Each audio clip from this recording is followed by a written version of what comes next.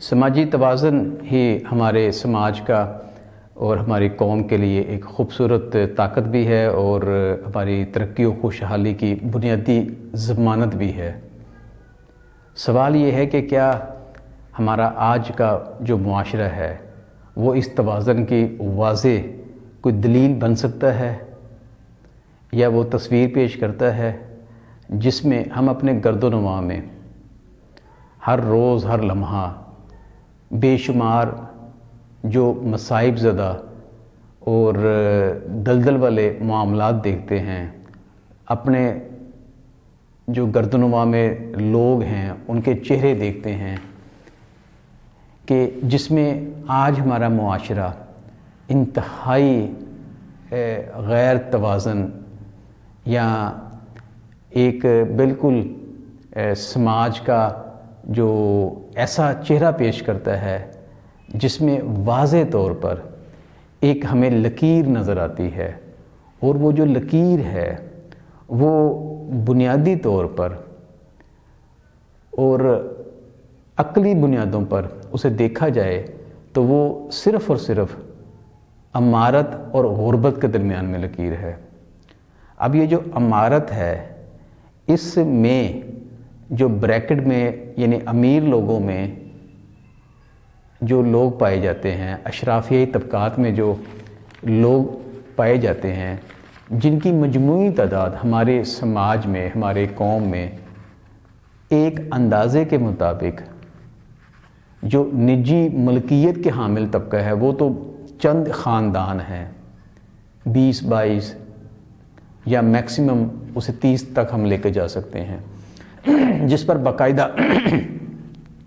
1972 میں AR شبلی مشہور صحافی انہوں نے اپنی تحقیق اور تنقید پر ایک لمبی چوڑی کتاب بھی لکھی جس کا عنوان تھا 22 خان وادے۔ آج بھی آ جا کے وہی جو لوگ ہیں یا وہی قبیلے جو ہیں یا وہی جو خاندان ہیں، خانوادے ہیں، وہ قوم کی ایک مجموعی جو قومی دولت ہے، قومی پیداوار ہے، اس کا تقریباً 80% بلکہ 80% سے بھی زیادہ جو وسائل ہیں، جو دولت ہے، اس پر قابض ہے، اور باقی جو ان کے مینیجرز ہیں، ان کے جو اہلکار ہیں، وہ تقریباً کوئی 9-10% لوگ ہیں۔ یعنی میں اس کی مثال ایسے دیتا ہوں، جیسے ہمارے ہاں ہم گیس اور پیٹرول، آج کوئی بھی ایسا ہمارے یعنی معاشرے میں بندہ نہیں ہے جو گیس اور پیٹرول کی کوئی نہ کوئی پروڈکٹ استعمال نہیں کرتا۔ اگر اس کے پاس موٹر سائیکل بھی نہیں ہے تو پھر بھی وہ بہرحال بجلی کا بلب جلاتا ہے۔ تو بجلی بھی ہماری پیٹرول سے تقریباً کچھ 70-80 جو % ہمارے جو IPPs ہیں وہ پیٹرول سے ہی بنتی ہے۔ تو اس حوالے سے جو پیٹرول کو یا گیس کو امپورٹ کرنے والے، درآمد کرنے والے جو بڑے لوگ ہیں وہ 4-5 یا 8-10 لوگ ہیں، اور اسی پیٹرول کو جو پیٹرولیم پمپ کی شکل میں، پیٹرول کے اسٹیشن کی شکل میں ہمارے ہر شہر میں، ہر ہمارے ضلع میں، ہر ہمارے چھوٹے بڑے ٹاؤنز میں پیٹرول پمپ کی شکل میں وہ پیٹرول بیچ رہے ہوتے ہیں، جن کے پاس شہر کی بڑی بڑی شاہراہوں پر بڑے مہنگے مہنگے جو جگہ ہوتی ہیں، کمرشل جگہیں، ان پر وہ اپنے پیٹرول پمپ بنا کر پیٹرول بیچتے ہیں۔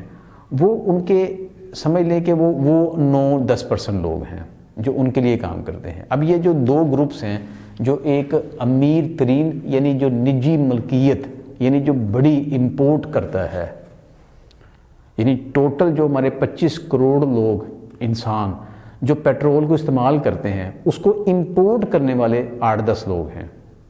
اب اس پیٹرول کو بیچنے والے آگے ان کے جو مینیجرز ہیں وہ 10% مجموعی آبادی میں پھیلے ہوئے ہیں، جن کی ہمیں 6-7 کنالوں کے، ایکڑوں کے فارم ہاؤسز نظر آتے ہیں، گھر نظر آتے ہیں، بڑی بڑی گاڑیاں نظر آتی ہیں، اور انہی کی وجہ سے ہمارا جو ہر ریسٹورنٹ ہے، ہر ہوٹل ہے، اور بڑے بڑے لگژری ہاسپٹلز ہیں یا بڑے بڑے لگژری اسکول اور یونیورسٹیاں ہیں، یہ انہی کی وجہ سے چل رہی ہوتی ہیں۔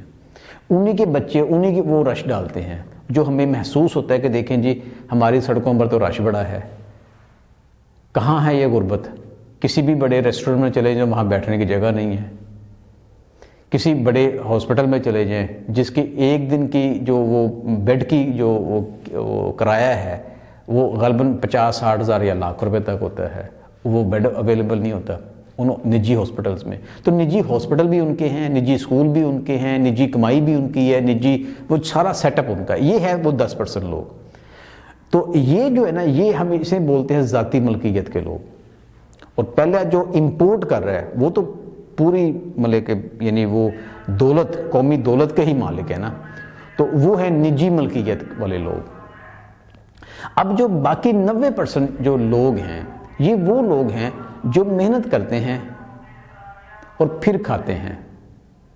یعنی جب ان کی وہ جو محنت ہے, جب ان کی وہ جو روزی ہے, جاب ہے, وہ ختم ہو جائے تو ان کا نہ تو ان کے بچے تعلیم حاصل کر سکتے ہیں, نہ یہ کھانا کھا سکتے ہیں, نہ یہ بجلی کا بل پے کر سکتے ہیں. اور باقی تو روٹین میں ان کے جو باقی وہ جو یہ ہے کپڑے ہیں یا ادویات ہیں یا باقی جو سہولیات ہیں وہ تو ان کے خواب و خیال میں بھی آج بھی نہیں ہیں. اور وہ اپنی مجموعی آمدنی کا بڑی مشکل سے ایک وقت کی روٹی انہیں دستیاب ہوتی ہے. تعلیم تو ان کے وہ تعلق بھی نہیں ہے. اور یہی وہ طبقہ ہے 90% جو قومی دولت پیدا کرتا ہے. اور قومی دولت 100% پیدا کرتا ہے. ریاست کو تمام ادارے چلانے کے لیے وہ یہ ادا کرتا ہے اپنی ٹیکس کی شکل میں, لیکن خود یہ بالکل بے بس ہے.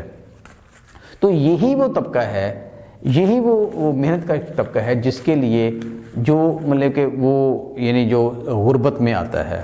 اچھا, اب یہ جو طبقہ ہے اس میں ہم نے دیکھنا یہ ہے کہ یہ جتنی کمائی کرتا ہے اپنی اس کمائی کا مثال کے طور پر گورنمنٹ کی طرف سے, حکومت کی طرف سے, ریاست کی طرف سے یہ طے ہے کہ 32,000 روپے ماہانہ انہیں تنخواہ دیں. لیکن آپ اپنے گرد و نواح میں ذرا جائزہ لیں کہ 32,000 روپیہ نجی ادارے تو بڑی دور کی بات ہے, جو پرائیویٹ جو یعنی گورنمنٹل ادارے ہیں وہ بھی اپنے جو چھوٹا طبقہ ہے یعنی واسا کے جو ملازمین ہیں, لیسکو کے جو چھوٹے ملازمین ہیں, ان کو بھی وہ 32,000 روپے نہیں کر رہے. پیٹرول پمپ والے اپنے وہ جو بچوں سے لڑکوں سے کام کرواتے ہیں, فیلرز جو ہیں جن سے وہ 12 گھنٹے کام کرواتے ہیں, انہیں وہ 18,000 روپے پے کر رہے تھے, 18-20,000 روپے پے کر رہے تھے, جبکہ قانون ہے 32,000 روپے.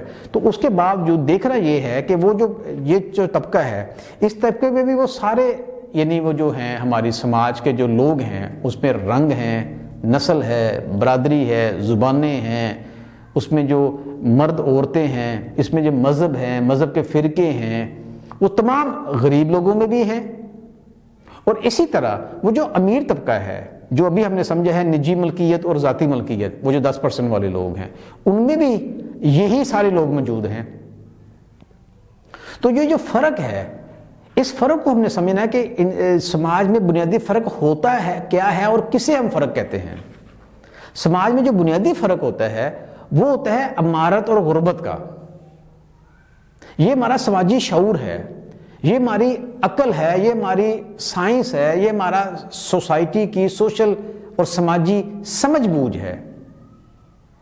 لیکن آفرین ہے ہمارے اشرافیہ طبقے پر اور ان کے میڈیا ہاؤسز پر اور ان کے دیگر جو ادارے ہیں, وہ ریاست کے اندر بھی ہیں اور ریاست سے باہر بھی ہیں. ان کے جو ایکٹرز ہیں وہ ادیب ہیں, وہ شاعر ہیں, وہ رائٹر ہیں, وہ مدیر ہیں, وہ ناول نویس ہیں, وہ ڈرامہ نویس ہیں, وہ سٹیج کے ایکٹرز ہیں, وہ فلم کے لوگ ہیں, وہ بڑے بڑے کالجز میں پروفیسر ہیں, ٹیچر ہیں جو پے رول پر کام کرتے ہیں میڈیا میں بھی, اور اسی طرح وہ مطلب کہ یعنی مختلف اداروں میں کام کرتے ہیں. وہ اپنی ریزننگ سے ثابت کر دیتے ہیں اور ان 90% جو محنت کش طبقہ ہے انہیں سمجھا دیتے ہیں کہ نہیں, جو سماجی فرق ہے وہ نسل کی بنیاد پر ہوتا ہے,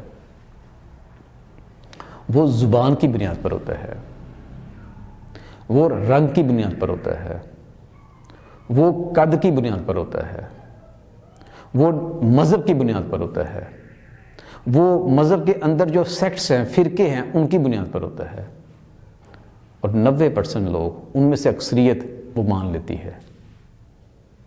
پھر وہ اس جو نام نہاد غلط مفروضے ہیں، غلط تعبیر ہے، جہالت ہے ہماری سوسائٹی کی، سماج کی، اس کی پیچھے چل پڑتے ہیں، اور اس کی بنیاد پر، یعنی مذہبی فرقے کی بنیاد پر، رنگ کی بنیاد پر وہ لڑتے ہیں۔ ہمارے سامنے 1990 کے پوری دہائی ہے، زبان کی بنیاد پر جو لڑائی ہوئی ہے، سندھیوں اور اردو سپیکنگ کے درمیان میں، پٹھانوں اور بلوچوں کے درمیان میں، پٹھانوں اور ایم کیو ایم کے درمیان میں، مذہبی فرقے کے درمیان، سپہ صحابہ اور سپہ محمد کے درمیان میں، لاکھوں انسانوں کو مار دیا گیا، اربوں خربوں کی جائیدادوں کو تباہ کر دیا گیا، دہائیاں گزر گئی ہماری سوشل انسٹیبلٹی کے میں۔ تو یہ کیا ہے؟ یہ وہ مطلب کہ یہ جو ایلیٹ کلاس ہے، اشرافیہ ہے، یہ ان کی کامیاب پالیسی ہے، جو ریاست کے اندر بھی ہیں اور ریاست کے باہر بھی ہیں، سیاست میں بھی ہیں، معاشرت میں بھی ہیں، ادب میں بھی ہیں، اور ہر شعبہ زندگی میں ہیں، چھائے ہوئے ہیں۔ ہم نے یہ سیکھنا ہے کہ یہ فرق نہیں ہے، یہ قدرتی فرق ہے۔ رنگ کا فرق قدرتی فرق ہے، قد کا فرق قدرتی فرق، یہ خدا نے دیا ہوا ہے، خدا نے پیدا کیا ہوا ہے۔ میں پیدائشی طور پر مسلمان ہوں، میں پیدائشی طور پر پنجابی ہوں، میں پیدائشی طور پر میرا اپنے رنگ، قد، کاٹ اور اس روپ میں ہوں، اس میں میرا کوئی کردار نہیں ہے۔ جو میرا کردار، ذاتی کردار ہے، وہ یہ ہے کہ میں نے اپنی سمجھ بوجھ سے یہ سیکھنا ہے کہ ریاست نے، سماج نے میرے ساتھ کیا کیا ہے۔ میرے پاس، محنت کش طبقے کے پاس تعلیم حاصل کرنے کی، زندگی کی ہر دوڑ میں آگے بڑھنے کی، ترقی و خوشحالی حاصل کرنے کی، بیماری کی شکل میں صحت کی سہولیات حاصل کرنے کی، اگر میرے ساتھ کوئی ناانصافی ہوتی ہے تو انصاف کے حصول کے لیے میرے پاس کیا وسائل ہیں، اور جو ایلیٹ کلاس ہے، اشرافیہ ہے، اس کے پاس ان تمام چیزوں کے حصول کے لیے کیا وسائل ہیں۔ تو یہ جو وسائل کی پہنچ ہے، وسائل تک دسترس ہے، یہ ہے سماجی فرق، یہ ہے سماج کی لکیر۔ اس لکیر کو ہم نے سمجھنا ہے۔ فرق یہ ہے، تباہی یہ ہے، بنیادی فرق یہ ہے۔ محنت کش طبقہ تو اپنی کمائی کا 60%، یعنی وہی جو 20-22-25 ہزار کماتا ہے مہینے کا، وہ تو اس کا 60% اپنی کمائی کا وہ تو ٹیکس کی شکل میں دے دیتا ہے۔ باقی جو اس کے پاس پیسہ ہے وہ تو اسے تعلیم نہیں حاصل کر سکتا، وہ تو اسے بیماری کی شکل میں دوائی بھی نہیں لے سکتا۔ انصاف تو بہت دور کی بات ہے۔ جبکہ دوسری طرف چلے جائیں، وہ جو اشرافیہ طبقہ ہے، ان کی ماہانہ جو ان کے مینیجرز ہیں، اگر وہ بھی 3-4 لاکھ روپے کما رہے ہیں، تو وہ 3-4 لاکھ روپے میں سے ان کے جو بلز ہیں، ان کی رہائش ہے، ان کے جو اخراجات ہیں، کچن کے ہیں، ان کی تعلیم کے ہیں، ان کے سارے، وہ مجموعی طور پر ان کی ٹوٹل کمائی کا وہ 25-30% بنتا ہے۔ 1.5-2 لاکھ روپے کما لیتے، یعنی وہ استعمال ہو جاتا ہے۔ اس کے بعد ان کی کمائی کا 50% سے زیادہ، یہ میں ان کے مینیجرز کی بات کر رہا ہوں، وہ ان کی سیونگ ہوتی ہے۔ وہ جو سیونگ ہے وہ آگے جا کر مزید انہیں پیسہ دیتی ہے۔ یہ تو ان کا مینیجر کلاس ہے۔ جو وہ خود ہیں، مالکان ہیں، آنرز ہیں، ڈائریکٹرز ہیں، انویسٹرز ہیں، ریئل اسٹیٹ کے پلیئرز ہیں، ان کی تو ماہانہ کمائی کروڑوں میں ہے، اور وہ جو نجی ملکیت والے، ان کی روزانہ کی کمائی اربوں میں ہے۔ میاں منشا، ملک ریاض، یہ وہ کریکٹرز ہیں سوسائٹی کے، ہمارے سامنے ہیں، اربوں کے، لیکن وہ اپنے کاروبار کی بیلنس شیٹ بناتے ہیں نقصان میں، ٹیکس چوری کرتے ہیں، امپورٹ کرتے ہیں دوائیاں یا کوئی چیز، تو اس امپورٹ میں بھی وہ انڈر انوائس کر کے مال کماتے ہیں۔ تو ان کی روزانہ کی کمائی کروڑوں میں، اربوں میں ہے، اور ان کی جو اخراجات ہیں وہ کچھ بھی نہیں ہے، وہ تو وہی ہے نا، وہ جو ایک انسان یا ایک فیملی کھاتی پیتی ہے، جو بھی کچھ کرتی ہے. یعنی ان کی کمائی ہر روز ملٹیپل ہو رہی ہے. وہ کچھ نہ کچھ نیا خریدتے ہیں، پھر وہ جو نیا خریدتے ہیں وہ بھی کمائی دینا شروع ہو جاتا ہے. یعنی کوئی پراپرٹی خریدتے ہیں تو وہ پراپرٹی کا رینٹ آنا شروع ہو جاتا ہے، پھر دوبارہ ان کی کمائی ملٹیپل، ضرب در ضرب، ضرب در ضرب. ان کے اثاثے اس طرح دن رات اوپر جاتے ہیں. یہاں تو بچت ہی کوئی نہیں ہے، یہاں تو روٹی نہیں ملتی 90% لوگوں کو، گھر نہیں ہے، دوائی نہیں ہے، روزگار نہیں ہے.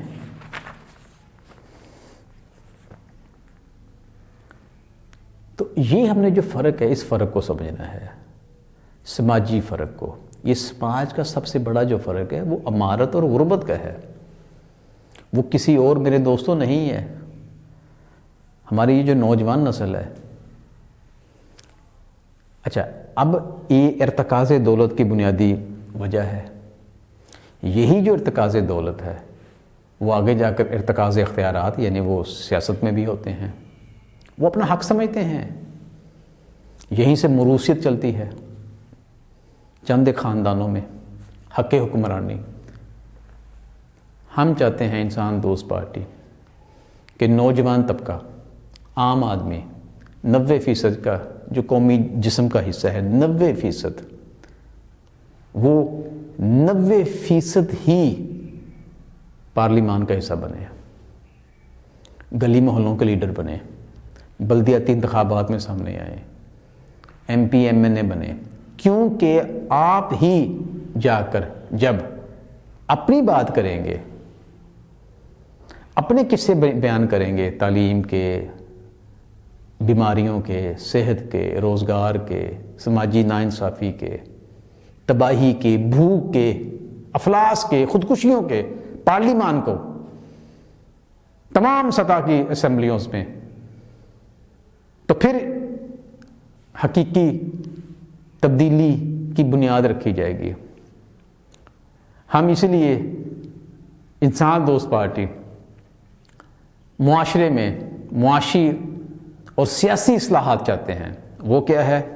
جیسے کہ ہماری بنیاد ہے کہ ہم پارلیمان میں جا کر ریاست کو بتائیں گے، لوگوں کو قومی سطح پر بتائیں گے کہ جو اسکول کا تعلیم کا ڈھانچہ ہے، جس میں آج 3 کروڑ سے زیادہ بچے اسکولوں سے باہر ہیں، اتنا 77 سالوں میں انہوں نے کچھ نہیں کیا ان ہمارے بڑے پارٹیوں نے.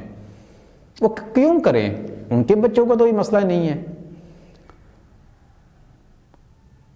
تو اس کے لیے ہم چاہتے ہیں کہ ہم جا کر آواز بلند کریں کہ ریاست کے تمام جو آئینی اور انتظامی جو شعبہ جات ہیں، ادارے ہیں، ان کے تمام سطح کے، نیچے سے لے کر اوپر تک، چیف جسٹس سے لے کر جو چھوٹا اہلکار ہے عدالت کا، اسی طرح فوج کا، چھوٹے سے لے کر اوپر چیف تک، اسی طرح لیسکو کا، اسی طرح ریلوے کا، اسی طرح محکمہ تعلیم کا، تمام جو سرکاری ادارے ہیں،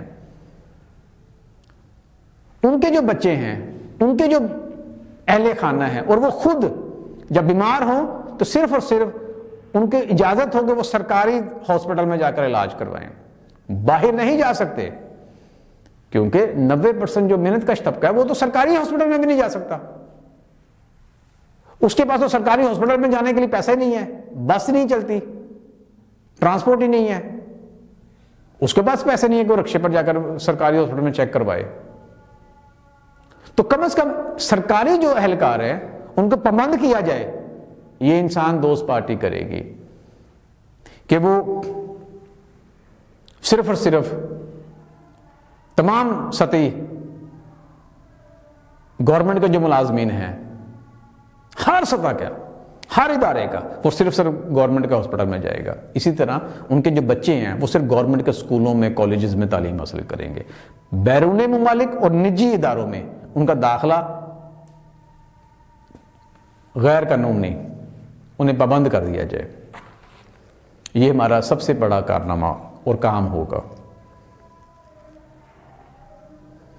اب ہم نے یہاں کیا دیکھا ہے کہ ہر شعبہ زندگی میں معیار ہیں. اگر آپ کی جیب میں 1000 روپیہ ہے تو 1000 والے اسکول میں آپ, جس کا 1-2 کمروں پر مشتمل کسی گلی محلے میں تنگ سی گلی میں اسکول ہے تو 1-2 کمروں کا, اس میں داخل کروا دیں بچے کو. نہ استاد ہے, نہ کوئی معیاری تعلیم ہے, نہ معیاری کوئی انتظام ہے, نہ گراؤنڈ ہے کھیلنے کا, نہ کچھ اور ہے.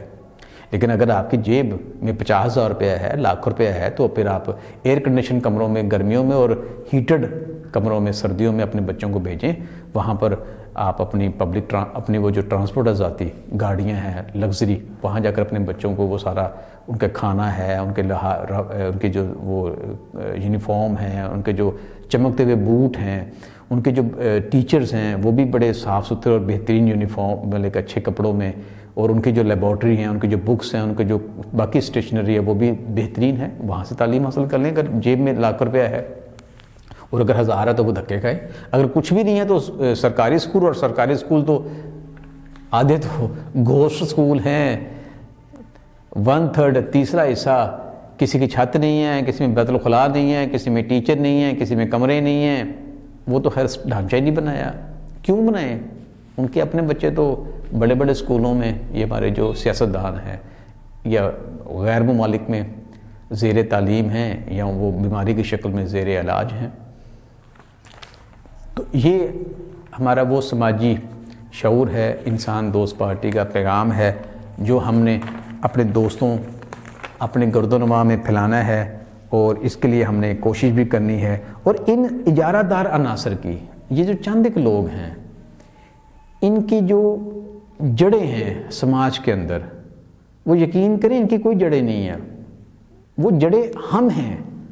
وہ ہمارے ہی ووٹوں سے وہ قانونی اختیارات حاصل کرتے ہیں, اجارہ داریاں حاصل کرتے ہیں, امیر سے امیر تر بنتے ہیں. اور ہمیں جو ہماری چند ایک سہولیات تھیں, بسوں کی شکل میں, سرکاری اسکولوں کی شکل میں, سرکاری علاج گاہوں یعنی ہاسپٹل کی شکل میں, وہ تو ختم ہوتی جا رہی ہیں یکسر. کیونکہ انہوں نے بڑی خوبصورتی سے, بڑی چلاکی سے, بڑی سمجھداری سے اور بڑے پورے پلان سے انہوں نے ثابت کر دیا ہے کہ جو ریاست ہے, ریاست کا کام یہ ان اداروں کو چلانا نہیں ہے. ریاست کا کام بس وہ بیرونی تحفظ ہے, اور ٹیکس کلیکشن ہے, اور امیروں کے جو علاقے ہیں, ڈیفینس ہے, گلبرگ ہے, یا بڑے بڑے, اور ان کی سڑکیں مرمت کرنا ہے, لگژری لش پش بنانا ہے, ان کے لیے ان کے چوکوں کو کھولنا ہے, چوراہوں کو, ان کے علاقوں میں بڑے بڑے سٹورز بنانے ہیں, اور ان کے یعنی گھروں کے آس پاس بہترین پارک بنانے ہیں جہاں ان کے بچے کھیل سکیں. راتوں کو ان کی گلیاں روشن کرنی ہیں, سڑکیں کشادہ کرنی ہیں. یعنی وہ جو وسائل ہیں, جو میں نے بتایا کہ 90% جو محنت کش طبقہ ہے, قومی دولت کا 100% یہی پیدا کرتا ہے. وہ ٹیکس بھی پے نہیں کرتے, وہ تو ٹیکس چور ہیں. یہ ہمارے سیاستدان, یہ ہماری تمام پارٹیاں آپ کے سامنے ہیں. یعنی ووٹ دینے والا مسلسل غریب ہوئے جا رہا ہے, اور جو ووٹ لے کر آگے بڑھتا ہے وہ مسلسل امیر ہوئے جا رہا ہے. وہ کیوں آپ کے لیے, یعنی جو 60% یہ جو لوگ ہیں ہم جیسے, جو کرائے کے مکانوں میں دھکے کھا رہے ہیں, جن کے پاس ایک یعنی چھت نہیں ہے, 60% آبادی یعنی 25 کروڑ میں سے 16-15 کروڑ انسان کرائے پر. 30% لوگ وہ لوگ ہیں جو 2-3 یعنی جو 3 مرلے, 2 مرلے, 4 مرلے, 5 مرلے, 6 مرلے کے گھروں میں رہتے ہیں, بسیدہ گھروں, گلیوں بازاروں میں. تو ان کے لیے تو کچھ بھی نہیں ہے. تو یہ سماجی شعور ہے, یہ ہم نے سیکھنا ہے, یہ ہم نے اپنے گرد و نواح میں پھیلانا ہے کہ کیسے ہم نے ان کی جو ہے مطلب کہ سماج کے اندر جڑیں ہیں, مضبوطی ہے, اس کو ختم کرنا ہے, اور اپنی جڑیں بنانی ہیں, اپنے جیسے لوگوں کو آگے کرنا ہے. شکریہ.